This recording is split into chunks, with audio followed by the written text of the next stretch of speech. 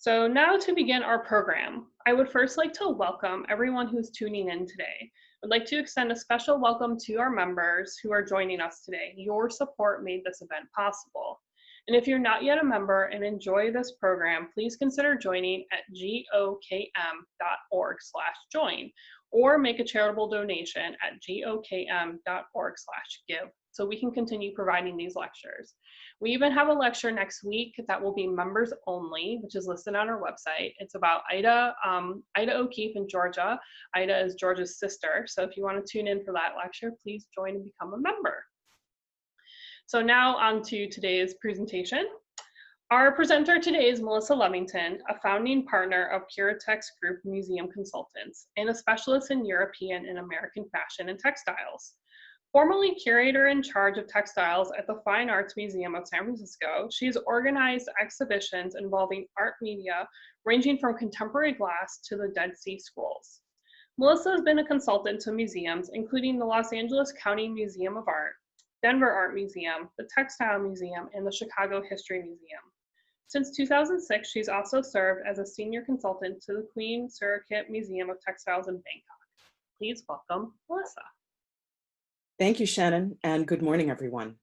It's wonderful to see you all in the chat, even though I can't actually see or hear any of you in actual real time. And I'm amazed by how many different places you all hail from, including Sweden. We have a couple of attendees from Sweden. So thank you all for coming. And Shannon, thank you for making it possible to have this talk in virtually instead of in real life, although I'm very sorry not to be able to be there in Santa Fe with everyone. So without further ado, let me share my slides and see if I can get PowerPoint started. Come on. There we go. Okay, so this morning I'm going to be talking to you about the sort of intersection of Georgia O'Keeffe's wardrobe and style with the American fashion of her time. I developed the talk for the Nevada Museum of Art during the run of the exhibition Georgia O'Keeffe Living Modern, which was last year. And so I'm sorry that none of us have the opportunity to see any of these clothes in person today, but many of them are on the museum's website, and so you can go visit them and study them more closely by going to the collections section on the museum's website. The exhibition, which was curated by art historian Wanda Korn, interpreted O'Keeffe's wardrobe as a key component of her very deliberately constructed public image and an integral part of the way she made art. This in itself is rather a modern notion. And the show displayed clothes from the O'Keeffe Museum's collection alongside a lot of photographs of her and many of her paintings. And here are 4 installation photographs from an earlier incarnation of the exhibition from 2018. And you can see in these pictures some of the really salient characteristics of her look in these slides. She used a very limited palette. You see an enormous amount of black and white with tiny little splashes of color, which came into her wardrobe more once she moved out to New Mexico in 1949. She loved dresses that wrapped clothes. You see a whole rack full of them right here, a very kimono-like style. She preferred garments that were streamlined, loose, and relatively straight in cut without very much surface decoration. I'm not actually going to rehash the exhibition for you. It was terrific, but that really was not my thing. Instead, what I want to do with you this morning is consider very briefly some of what Georgia O'Keeffe's wardrobe tells us about fashion in America during her very long life. There's a lot that we can glean, and I hope this will also contribute to your understanding of how the fashion system as it existed helped shape what she wore. From our earliest years as a nation, Americans have prized the idea of simplicity in dress. We linked it with virtue and self-reliance and frugality and liberty and equality and all of those grand ideas that we tell ourselves we espouse, the better to set ourselves apart from decadent Europeans. And certainly in the nation's young years, in its colonial years and afterwards, when it wasn't necessarily a particularly rich nation, highly decorative clothes, very rich clothes were generally more expensive. So we made a virtue out of necessity in that way. But by the time you get to O'Keeffe's lifetime, she was born in 1887, the reality of what Americans wore during that time, particularly rich Americans, often tells a slightly different story. Until the 1960s, American fashion was top-down. That is, it was led by the urban upper class, and it trickled down to those lower on the economic scale, what we might consider the mass market today, and also those who lived outside the cities. Paris was the top of that system, and fashionable American women followed French styles. And here are 3 examples of very elaborate French clothes, all of which belonged to prominent American urban women. If you could, you might actually go to Paris to shop at top couturiers like Charles Frederick Worth or Émile Pinga, or others. And if you couldn't, then instead you might buy imported models or licensed copies that were made domestically, often by department stores, which had custom dressmaking departments at this time, or by independent dressmakers who would license designs from couturiers. The new American fashion magazines, such as Harper's Bazaar, which was founded in 1867, and Vogue, which was founded in 1892, reported on French fashions as well as styles in America's urban centers, and their circulation was nationwide. Newspapers carried ads for local merchants and dressmakers and tailors. So your local paper might have ads like these. These are from Pennsylvania and Tennessee and Wisconsin, advertising the services of people who might make you made-to-measure clothes. They would cut out garments for you to make up yourself. They would do alterations. Pretty much anything you wanted, you could hire out in this way.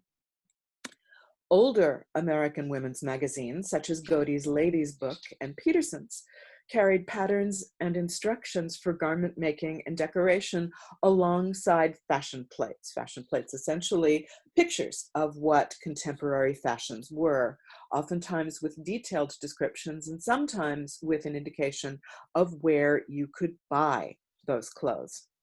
And of course, women learned from their families and their friends and their neighbors about what might be available and also what they liked. Photography started to seep into fashion magazines by the turn of the 20th century, though illustrations remained popular and potent until after World War II.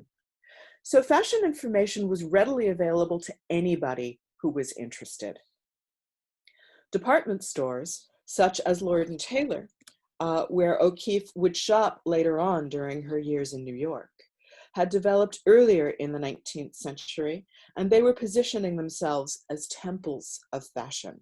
This looks kind of like a temple of fashion, if you think about it. And along with their other wares, a lot of them carried French-made clothes or paid license fees to couturiers like Worth that allowed them to make legal line-for-line copies in the United States. Here is an example. Here is a Lord & Taylor ad for Worth dresses that they had licensed copy.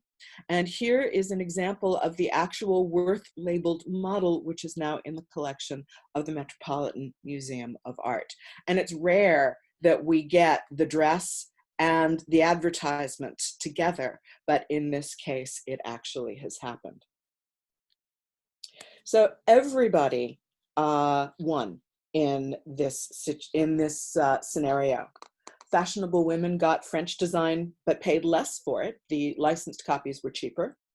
The couturiers and the stores made money, and they burnished their reputation. So everything was good. But that's just the top of the market. At the other end of the market in the 1890s is when Montgomery Ward and Sears Roebuck both opened. They were both in Chicago. And they were America's two great mail order purveyors of virtually anything and everything. And the clothes they sold were ready-made, factory-produced, and modestly priced. If you look, for instance, at this corset here, I don't know whether or not it's big enough on your screens to be able to see the price, but it retailed for 90 cents in 1900. That would set you back $26 in 2019 dollars. So, which is just an unbelievably cheap price for something as elaborately constructed as a corset. For a little bit more money, you could mail order a dress or a suit from the dressmaking department at a department store like B. Alton, and you see an ad on the left for their dressmaking and tailoring department. They made to order only, but you could mail it in if you wanted and have them mail it back to you. There were also custom tailoring companies like the National Cloak Company in New York or the Louis Vuitton Company in Chicago. You see an ad for them on the right, and they did mail order only. And the suit on the right, which retails for I believe it's $5.95 or $6.95 now, would cost you $186 if you were buying it in today's money, which again is shockingly inexpensive for a custom-made garment. And obviously, if you're sending away for it and they're just making it from your measurements and not fitting it on you, then you might have some fit issues when it arrived home. So you'd either alter it yourself. Most women had those skills. Or you would take it to your favorite local tailor or seamstress. Mail order helped enable the rapid growth of the ready-to-wear sector of fashion by essentially extending the distribution network for these goods and the fashion information they carried throughout the country, and not incidentally offering lower prices than most retailers did. So the woes that fashion retailers are suffering now due to the spread of e-commerce were plaguing the retail industry more than 100 years ago. This is not new. So the clothes I've shown you so far are the sorts of grand garments worn by well-heeled urban women, the sorts of things that museums collect. But most late 19th century American women, particularly the ones who did not live in cities, didn't dress nearly this grandly. But I think they were aware of what was going on in fashion, and they aimed to follow it as closely as they could within their means, their personal tastes and circumstances, and local standards, and that's likely to be what O'Keeffe's family and neighbors would have done. As I'm sure many of you know, O'Keeffe may have spent 30 years living mostly in New York in her young and middle adult years, but she was born on a farm in Sun Prairie, Wisconsin, as I said, in 1887, when it was a country village. And it seems likely that nobody there was wearing French clothes, though everybody would have had a best outfit that was suitable for church and for important social occasions. Here's an example of a well-to-do ranch family in California, taken right around the time O'Keeffe was born. And you can see the range of garments from very simple. This is almost certainly a homemade bodice and skirt.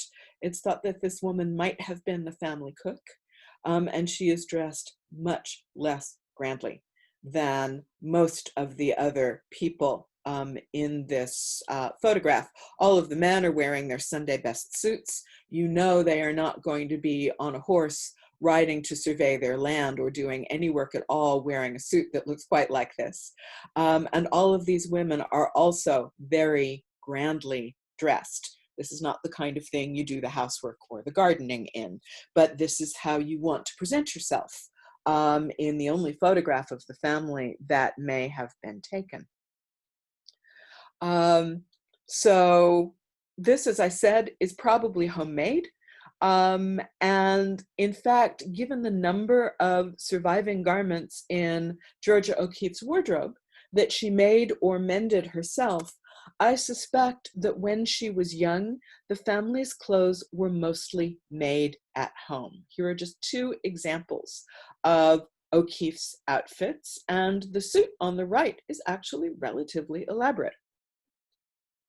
Sewing machines became available commercially in the 1850s. This is a very early ad for the Singer sewing machine, and you can see the admiring crowd staring in wonderment at this woman who is somehow managing to operate a hand-cranked machine, but both hands are here. So I think whoever drew the ad didn't actually understand how the machine worked. But this was the beginning of commercial distribution for sewing machines. And by the end of the 19th century, many families in the United States owned or had access to one. Sewing was considered a crucial feminine skill, and most girls were trained as part of their education, either formally or informally, to do the kind of basic household sewing that would be needed to keep your family clad and supplied with household linen. They were trained to cut out garments and sew them by hand and machine, sometimes very simple garments, sometimes more elaborate garments, depending on your needs and your skills. And this was just a matter of course as they were growing up. Older kids would often help to make and mend clothes for younger siblings. O'Keeffe was the second child and the oldest girl in her family of 7 siblings. So I think it's pretty likely that she did a lot of sewing. In addition to the patterns that were included in the ladies' magazines that I mentioned earlier, commercial patterns had been available for purchase since the 1860s from the Butterick Company, which still exists. Thanks to the railroads, fabrics and trimmings could easily and relatively quickly be shipped to local retailers or directly to the purchaser wherever in the country they were. You could even mail order a dress kit. The company would send you the pattern, the cloth, the thread, the fastenings, and all the trimmings, basically everything you needed to make yourself an outfit, for prices ranging in 1881 from $1.10, about $29 now, for an inexpensive cotton dress, up to $25.65, which is a whopping $675 for a colored silk and satin brocade.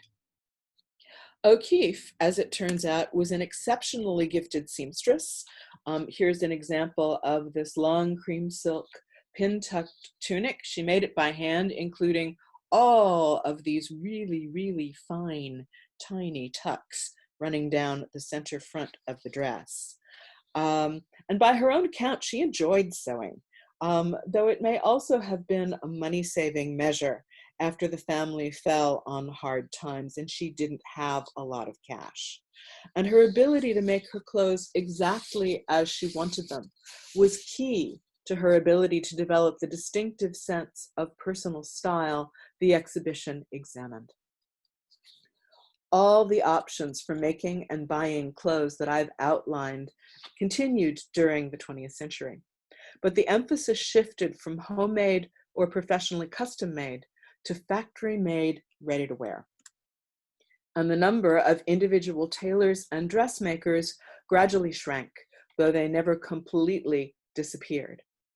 Being able to sew was important during the Depression, when fewer people could afford to buy new clothes, and World War II, when rationing restricted the clothing options for civilians, and people were encouraged to, in the phrase, make do and mend. In other words, Don't buy anything new. There are limited supplies. Just remake or fix what's already in your closet and keep on going. Most people actually had relatively small wardrobes anyway, until after the war, when the economic recovery and manufacturers' greater capacity caused the contents of many women's closets to swell. In the 1960s, the center of fashion began finally to shift from haute couture and the high fashion ready-to-wear makers to designer ready-to-wear and street style, at the same time that interest in home sewing began to decline. O'Keeffe, however, who could now afford it, had custom-made clothes made for her by both dressmakers and tailors. These are formal town clothes. She would not have worn them in her day-to-day life in New Mexico, but they were appropriate for her travels and her public appearances. And I'm sure the quality of the materials and the construction would have pleased her. These are all professionally made. Knies was a very well-known tailor with outposts in the US and Europe, and Aisa was the Spanish outpost of the French haute couturier Cristobal Balenciaga. So these are really at the top of the market for both bespoke tailored clothes and also for French haute couture. And she favored these kinds of very simple, streamlined daytime suits for public appearance. These were her town clothes, as I said. O'Keeffe had ready-made clothes too, and I'll talk about some of those a little bit later. To go back to my earlier comments about simplicity in dress as an American ideal, there was indeed a strong trend towards simpler, more practical clothes for women in the late 19th and early 20th century. That was demanded by increased interest in health and sports, as well as the needs of the increasing numbers of women who were going out into the working world. This is an ongoing trend in American fashion. Though simpler didn't necessarily mean that you could abandon the mandated undergarments of any given era, which in O'Keeffe's youth meant corsets and layers of petticoats. In this photograph, the 16-year-old O'Keeffe with her classmates, here she is, right here, third from the right. She's here with her classmates at the Chatham Episcopal School in Virginia, and it's clear that she's followed her own taste in dressing. She's much more plainly and severely attired than her classmates, especially look at her hair. It's just pulled back and braided very simply. She's not wearing, at this time, the pompadour and the big sort of man-eating bows that a lot of her classmates are wearing, but she is still wearing the famously uncomfortable S-bend corset under her white skirt and matching man-tailored blouse, which is called a shirtwaist, and also the petticoats you would have needed to help fill the skirt out. So her silhouette is appropriate, and she is wearing the undergarment she would have needed to wear to make this look right. The shirtwaist and skirt was one of the most popular daytime uniforms for women and girls of all classes. Most of them were made in washable, practical cotton or linen, and they ran the gamut of styles and prices. Here's O'Keeffe in a slightly later example, minus her turn of the century corset. Undergarments were getting a little bit lighter, thank goodness. And you could buy a good quality shirtwaist and skirt, both ready-made, for well under $100 and feel very smart and well-dressed. And indeed, O'Keeffe's wardrobe and photographs offer a number of clues to important 20th century styles and trends in fashion. She was a good example of what was thought of as the American type of the 20s and 30s. A tall, slender, lithe, sporty, slightly androgynous woman. Think the young Katharine Hepburn of the 1930s, who was in many ways the quintessential American type. And that's really the look that O'Keeffe embodied as well. But beyond that, though, her use of black and white to create this indelible personal image has some interesting links to fashion. White was everywhere in the 19th and 20th century. In the exhibition catalog, Wanda Korn commented on its association with purity and how common it was for young girls to wear it for that reason. But there was more to white than that. Small children often dressed in white cottons and linens because they were washable. The pink-blue color coding that's so common now was not yet widespread, certainly not in the 19th century.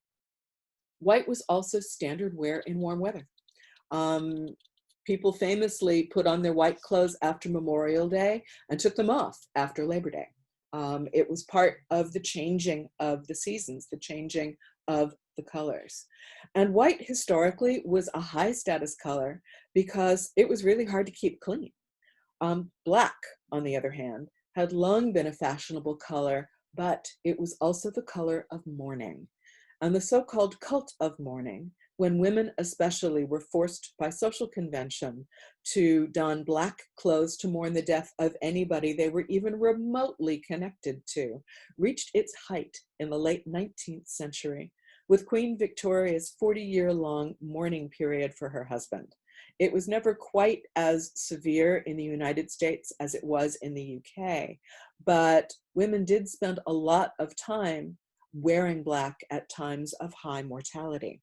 But the carnage of World War I, when it's estimated that some 17 to 20 million soldiers and civilians died, combined with the huge toll of the 1918 flu pandemic, which killed an estimated 50 to 100 million people worldwide, essentially put an end to the wearing of mourning in the West. It was just too overwhelming. So it freed black to be only a fashion color. And I think it's no accident that it was in the 1920s that Chanel developed the first of what's become known as the little black dress, the simple frock that could be dressed up or dressed down depending on your accessories and on the occasion. And I think the breaking of the link between black and mourning also freed O'Keeffe, who was thus able to use it very freely in the crafting of her public image. The photograph that I just showed you shows her very clearly in black and white, and that became a standard combination for her from the teens onward. And one further comment about black and white and movies, which of course were black and white until 1939, also helped to promote the use of both in fashion. A second style element that you see in O'Keeffe's wardrobe is Japanism, which became popular in the West when Japan reopened to trade with the West starting in the mid-1860s, and its popularity continued well into the 20th century, and in fact has never really lost its grip on Western fashion. Japanese textiles and kimonos came into Europe and the US as collectibles as well as for wear, and O'Keeffe did both. They became quite easy to buy through importers in New York and elsewhere. You see two ads on the screen. And women commonly wore them around the house as well. You also see the influence directly in fashion in garments like the Lucille dress, which you see on the right, which has a narrow, straight silhouette, a kimono-style wrap front, a wide sash, and straight kimono sleeves. The dress also shows O'Keeffe's favored V neckline, which was quite popular generally in the teens, the layered look, and the wrap style front, all elements you see a lot in her clothes. By the 1920s, this flat Japanese aesthetic had been thoroughly absorbed into Western fashion. And you can see that in this kimono-like evening coat from O'Keeffe's own wardrobe. The styles of the 1920s also reflect the influence of the bohemian clothing that was worn in feminist and politically left circles in Greenwich Village in the teens. These women, who were precursors of the flappers of the 1920s, bobbed their hair, they wore bold makeup and jewelry, and loose kind of shapeless tunics that derived from a variety of 19th and early 20th century house dresses, a 19th century artistic and reform dress. Here are a couple of examples. O'Keeffe was living in New York at the time, although she didn't live in Greenwich Village, and she eschewed the hair, the makeup, and jewelry styles these women favored. But she knew many of them, and she did adopt the artist smock for general wear in the teens and the 1920s. So take a good look at what these women, especially Florine Stettheimer on the right, is wearing. And now take a look at O'Keeffe's outfits, and I think you can see the correspondence. O'Keeffe favored clothing that was cut along these very straight lines. And these are the lines that then went into flapper style in the 1920s. But for O'Keeffe, who adopted them basically a decade earlier, they spoke both to her profession, it's essentially an artist's smock, but also her rather unconventional personal life. Most women at this time were not dressing this way.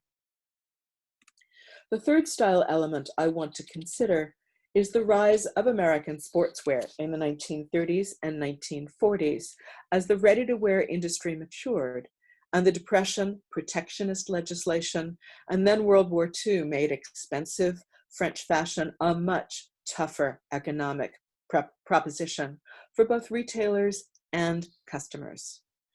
Deprived of its inspiration sources and kind of desperate to find something new that would encourage women to pry open their wallets and start buying new clothes, the fashion business turned inward and decided that it was going to identify and promote American designers, often for the first time by name.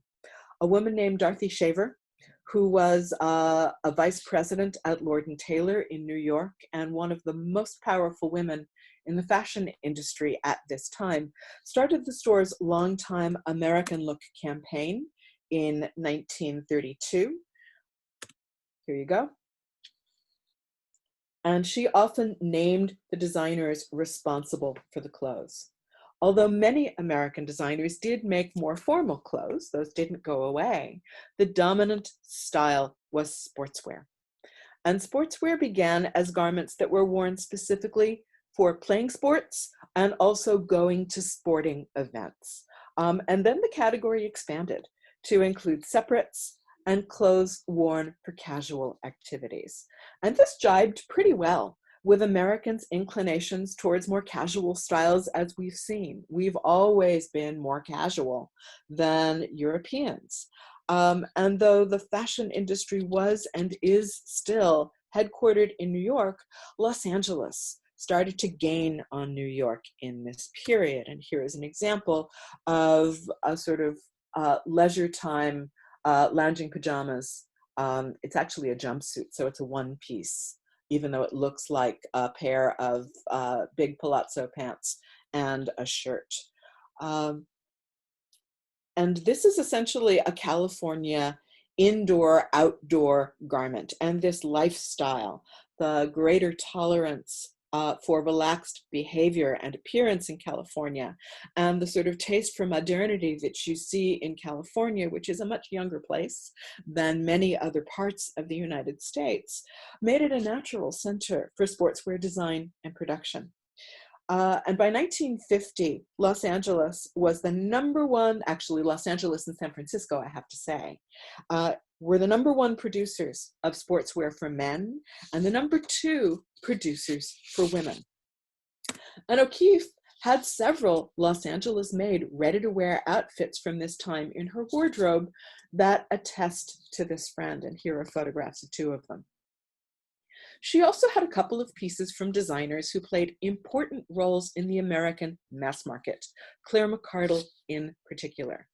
McArdle is one of the most important of the mid-century American fashion designers, in part because she was one of the first to bring really good quality design to the mass market at prices most middle-class women could afford.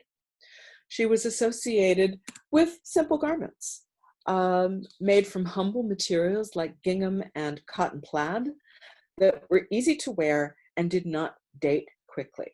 And she loved the necklines and wrap styles, as did O'Keeffe. And her clothes usually have little dressmakerish touches, like tie fastenings. You see that here. And I think all of these elements would have resonated with O'Keeffe because she used them all in the clothes she made herself. The first big hit McArdle had as a designer, a belted, pleated, long sleeve dress, which you see on the left, that she called the monastic dress, was released in 1938. And it looked an awful lot like a dress that O'Keeffe made for herself, probably in the 1930s. It's very difficult to date, but the 1930s seems plausible. There were several other designers that were making versions of this dress at around the same time. And in fact, the monastic was knocked off extensively. So it was definitely one of those things that was in the air. But it's clear that O'Keeffe's aesthetic and McArdle's aesthetic were aligned. And in fact, O'Keeffe owned, as I said, a McArdle dress. Here is O'Keeffe wearing it much, much later in life. There is O'Keeffe's McArdle dress in the center. And there is McArdle shortly before her death in 1958 wearing the dress. So by the time O'Keeffe was photographed in her McArdle dress, McArdle was gone and the company was closed. So we know this is not something she had bought new for that photograph. The last aspect of style that I want to touch on this morning is the issue of pants for women, which finally gained acceptance in the United States in the 20th century after literally decades of struggle by early feminists to be allowed to wear them in public. It would have been a radical move for O'Keeffe to have worn an outfit like the one she's wearing. Here she is on the right. In New York, in 1929, she's in Taos, where the standards that prevailed in New York were absolutely not the same. But in Taos, there were much fewer restrictions. During O'Keeffe's childhood, it was just not acceptable for American women to wear trousers in any kind of urban setting or in polite company anywhere. And there were exceptions, of course. One of them was for women on ranches and farms who had to perform manual labor in the course of their daily lives and who found pants to be a lot more practical than long skirts, especially in the cold weather. They will oftentimes keep you warmer than long skirts and petticoats will. So this is a photograph from around 1867, a farm family in Wisconsin. And you can see how this woman has modified her clothes to enable her to work relatively comfortably and practically. She's basically remodeled an old dress by letting it out, so she doesn't have to wear a corset, and she's shortening her skirts to just below the knee, and she's wearing a pair of pants underneath, which are clearly visible. I suspect that O'Keeffe saw women who were dressed this way quite a lot when she was growing up, but it was generally understood that while clothes like this might be okay, if you were out working, that once you were indoors and your work was done, you took these clothes off and you put on your long skirts again. It was certainly not okay to wear pants to church, in company, or even when you were doing housework. However, the social prohibitions on trousers on women also made them into a political tool in the hands of the first wave feminists who were agitating for women's rights. There was a community of them in Seneca Falls, New York, and they adopted what came to be known as the bloomer costume after its best known wearer. You see an example on the left, supposedly worn by Amelia Bloomer, who gave this outfit its name. She was a journalist and lecturer, and she went on a lecture tour in 1851, and that's when the wider world first got a look at this outfit that was being worn in Mrs. Bloomer's social circle in Seneca Falls. And her outfit looks a lot like the outfit that farm wife was wearing in that photograph taken 16 years after. So these images certainly circulated in a variety of places. And essentially what she's wearing are what were then called Turkish trousers, these big, full pants that are bound in at the ankle, underneath a shortened full skirt of the type worn over crinoline petticoats in the middle of the 19th century, and a fashionable bodice. This is styled as if she is indeed wearing the corset of the time underneath. As I said, Mrs. Bloomer wore this on a lecture tour in 1851 and came in for an enormous amount of negative publicity and ridicule. Men piled on, women piled on, imagine a tweet storm. And essentially the 19th century equivalent of that, this was condemned in the court of public opinion. And she eventually went back to more conventional women's dress. But other women in radical feminist circles, such as Mrs. Tillotson on the right, continued to wear clothes that looked like this. So they never entirely went away. Although this first broad attempt to win public acceptance for women in trousers failed, eventually a shorter version of the Turkish trousers, also called bloomers, started to sneak into fashionable wardrobes in the 1890s when O'Keeffe was small, as sportswear, particularly for cycling. Pants spread to what were known as at-home wear by the early 20th century. That is, luxurious garments that were made for well-to-do women who might entertain at home in the late afternoon or evening, or who wanted to dress less formally at home when they were just kind of hanging out with the family in the evening. And these were thought to have been directly inspired by the orientalized costumes that Léon Bakst designed for the Ballet Russe, which was then performing in Paris. And you see an example of a Bakst costume for the Firebird in the slide on the right. O'Keeffe was an early convert to pants. She seemed to have experimented with Turkish trousers in this period when she was out in the country.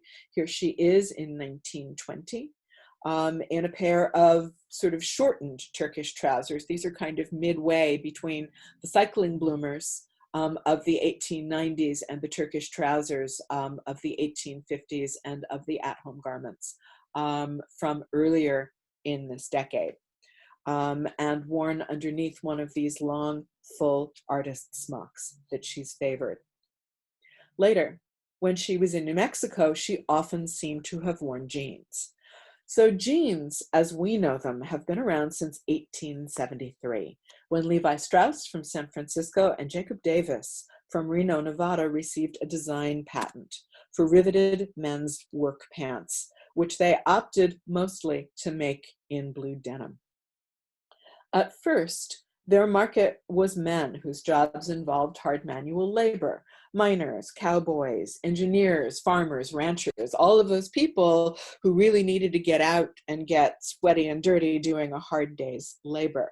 But obviously, women on farms and ranches, as we saw a few minutes ago, who also needed to wear pants for work, wore them too. In 1934, the company, who was seeking, like everybody else during the Depression, to develop new markets, decided to make jeans that were cut especially for women. All the women who were wearing jeans before 1934 just wore men's jeans. But the Lady Levi's line, you see two examples on the screen. The one on the left is in the Levi Strauss archive,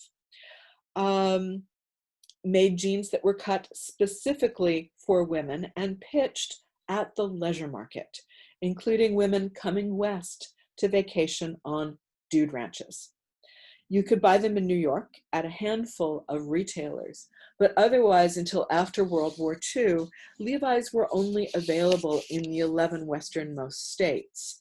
But after the war, the company expanded its distribution nationwide.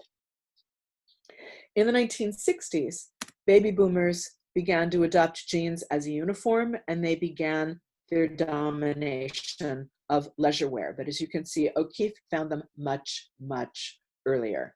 in these photographs from the late 30s and the mid 1940s. And in fact, she's definitely wearing a pair of Levi's. On the right, you can see the characteristic patch label on the waist right here. And there are several pairs of jeans that have survived in her wardrobe.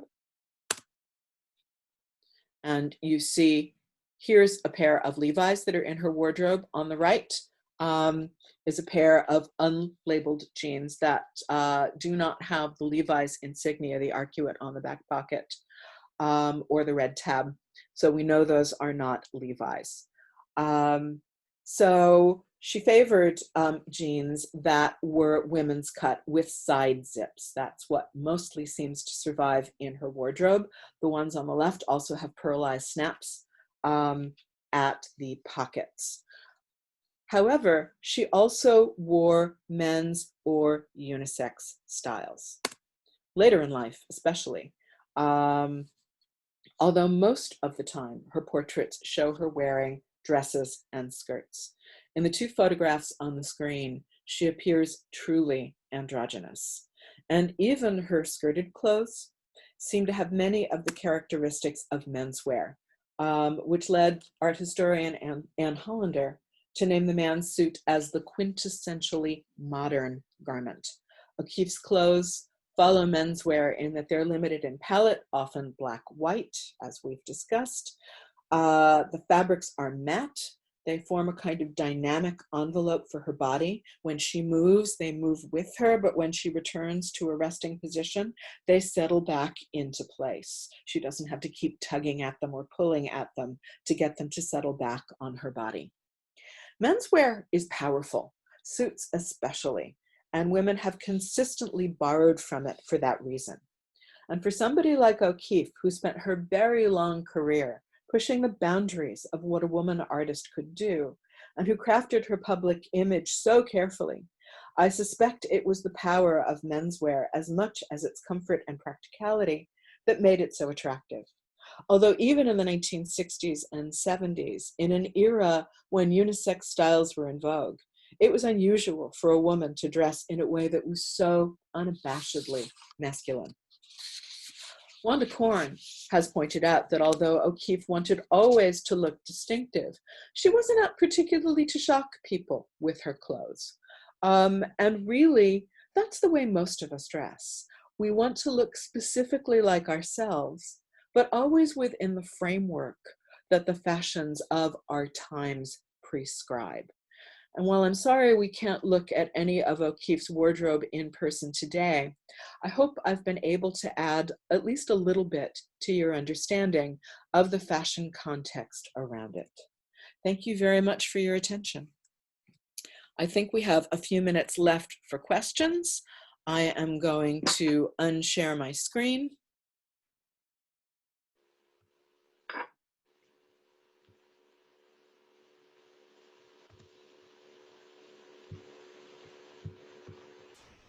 And Yes. Shannon, Hi, Melissa. things back Yes. over to you. We do have a couple questions. So people were really interested in the tailor-made suits that you showed at the beginning. Okay. And we had a couple questions about those, such as what was the quality of those dresses?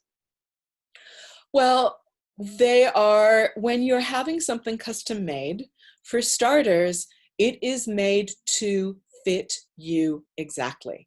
So you will, if you're doing it mail order, you will send them your measurements, but for the Knies suits, I'm sure O'Keeffe was measured in person, and they would have been fitted on her in the course of probably 2 or 3 fittings. So for starters, it literally, and we've lost the sense, many of us, of what it feels like to have something that is made to fit you specifically. I think in many ways, you know, it's a very wonderful feeling. I own a suit that was custom made for me by a couturier in Bangkok. And you know, it's fabulous. You go and they take your measurements and you pick out the fabric and you get exactly what you want. The quality of the materials that Knies or Balenciaga, for instance, would have used for a very expensive garment would have been very, very high. They're buying fabric from the absolute best purveyors. So the quality of the materials, I've never had a chance to run my little fingers over any of those garments, but the quality of the materials would have been very high as well. And so for O'Keeffe, as somebody who enjoyed sewing, who made a lot of her own clothes in the course of her life, she would really have understood the skill and the care, as well as the quality of the materials that went into those clothes. Excellent. And then also there was a question about the McArdle dress that we saw O'Keeffe wearing compared to the one that we saw alongside it. Did she shorten that dress, do you know? Or did they come in different lengths? I don't know, but my guess is that they came in different lengths. McArdle's clothes were very practical. And she oftentimes made evening versions and daytime versions of essentially the same basic design. And so I think that O'Keeffe probably bought her dress as a shorter daytime dress. And again, for somebody living in Abiquiu, which is where she was, I think that photograph was probably taken at the Ghost Ranch, although you would know better than I. It was taken at the Abiquiu house. Was it? Okay, yep. Thank you. So for somebody living in Abiquiu, you don't need necessarily a long evening dress. Where are you going to wear it? So, but for her, you know, dresses would have been practical for daytime. Short dresses would have been practical for daytime. So I think that is indeed what she just bought it in the shorter version. And we also saw in that photo she was wearing a fabulous belt, and we have some questions about her belt and her jewelry. Do you have any thoughts or comments about any of her accessories? I don't have a lot because I haven't really studied them, but what I can say is that she favored, as far as I can tell, very simple jewelry, but distinctive jewelry. Included in the exhibition, I know, was this wonderful pin made by Alexander Calder for her, the OK pin, which she wore a lot. You see it in photograph after photograph after photograph, and it's something that I know has come down after her death. But also the belts were very distinctive. You know, I think she liked to accessorize these very simple, streamlined, almost stark black and white clothes with just a tiny little hood of, ooh, that's cool. And a lot of us, if you think about it, accessorize specifically with our jewelry or our belts or our shoes. And so it's very common. And I think, again, the accessories speak very much to who she was as a person. They allowed her to exercise her very specific taste in a slightly different way than the severity of her clothes might allow. So then we also have a question, which let me scroll back up and find it. That's a good question. Is it common for the wardrobe of a well-known person to be donated to a museum at the time of his or her death? Are you aware of other well-established clothing collections like O'Keeffe's? Well, I mean, it's common for people who have great interest in fashion and who have collected large fashionable wardrobes to either bequeath or to donate before their death to museums. And I have to say, our tax structure also encourages that, since you can get a tax write-off for a donation of clothing in good quality. and in good condition. But, and artifacts that are connected to famous people. Think about the Rock and Roll Hall of Fame, and all of the clothes that they have collected by various well-known celebrities. So there's a huge celebrity component in fashion, and those things oftentimes find their way into museums one way or another. Princess Diana would be another person whose clothes have found their way slowly into museums, but which also exists still in a number of private collections. O'Keeffe, I think, is unusual in that there is a museum, there is essentially your museum. And so you are a logical place for her wardrobe, which was extensive at the time of her death, to have come specifically into your holdings. But there are also, I can think of a number of collections of prominent people. Sorry, my phone's ringing and I can't get it, so ignore that. A number of collections of prominent people that have found their way into museums. The Nan Kempner collection at the Met and also at the de Young.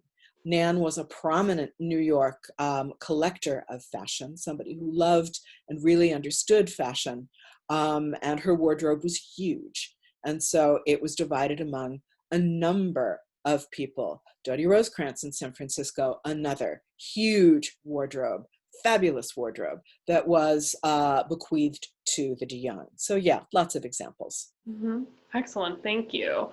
And we've had some questions about the exhibition that we were discussing. So again, it was an exhibition curated by Wanda Korn, and it's called Living Modern. It is not on display anymore. It did travel around the United States, but it's not on display anymore. But there is a wonderful catalog. I see that my coworker Janice just put the store link in the chat. So it's a really wonderful catalog, and I recommend checking it out. So thank you, Melissa. This was a wonderful talk. My pleasure. Thank you for having me. Yeah, thank you everyone for tuning in. And as I mentioned, we have a members only lecture next week. It's on our website. That's on July 8th. And then our next program after that is on July 23rd. So please go to our website and sign up for those. So thank you again, Melissa, and we'll see you all soon. Bye. Bye-bye.